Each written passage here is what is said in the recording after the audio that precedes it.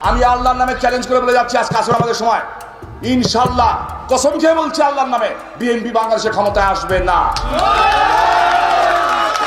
কেউ যদি ভেবে থাকে আবার আপনারা ক্ষমতায় আসবেন, আমি আল্লাহর নামে চ্যালেঞ্জ করে বলে যাচ্ছি, আজকে আসলে আমাদের সময়, ইনশাআল্লাহ কসম খেয়ে বলছি আল্লাহর নামে, বিএনপি বাংলাদেশে ক্ষমতায় আসবে না।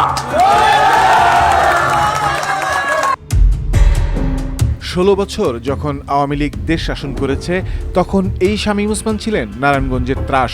বিএনপিকে নিয়ে নানান রকম কথা বলেছেন তিনি।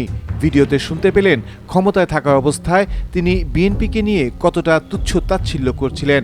মহান আল্লাহর কসম করে বলছিলেন বিএনপি কখনো ক্ষমতায় আসবে না। শামীম ওসমানের এরকম কথা শুনে সাধারণ জনগণ যে মন্তব্য করেছেন। ইসমাইল হোসেন লিখেছেন, শামীম দেখে যা, বিএনপি ক্ষমতায় এসেছে। কাজী মাহবুব লিখেছেন, গরুচোর ওসমান আবার আল্লাহর নামে কসম খায়। আব্দুল মালিক লিখেছেন, বোরকা শামীম কোথায় আছো বলো একবার তুমি। এমডি মাইনুদ্দিন আকাশ লিখেছেন, আসো খেলা হবে। জহিরুল ইসলাম লিখেছেন, বোরকা শামীম এখন দেখো বিএনপি দেশ চালাচ্ছে। এমডি লিংকন লিখেছেন, এত অহংকার করা ঠিক নয়, এজন্য জবাব পেয়ে গেছো। তাবাসসুমস লাইফস্টাইল লিখেছেন, কোথায় গেল আপনার দাপট, কোথায় গেল আপনার ক্ষমতা, কোথায় গেল আপনার ভবিষ্যৎবাণী। রফিকুল ইসলাম লিখেছেন, তবে একথা ঠিক, শামীম ওসমান আর দেশে ফিরে আসবে না।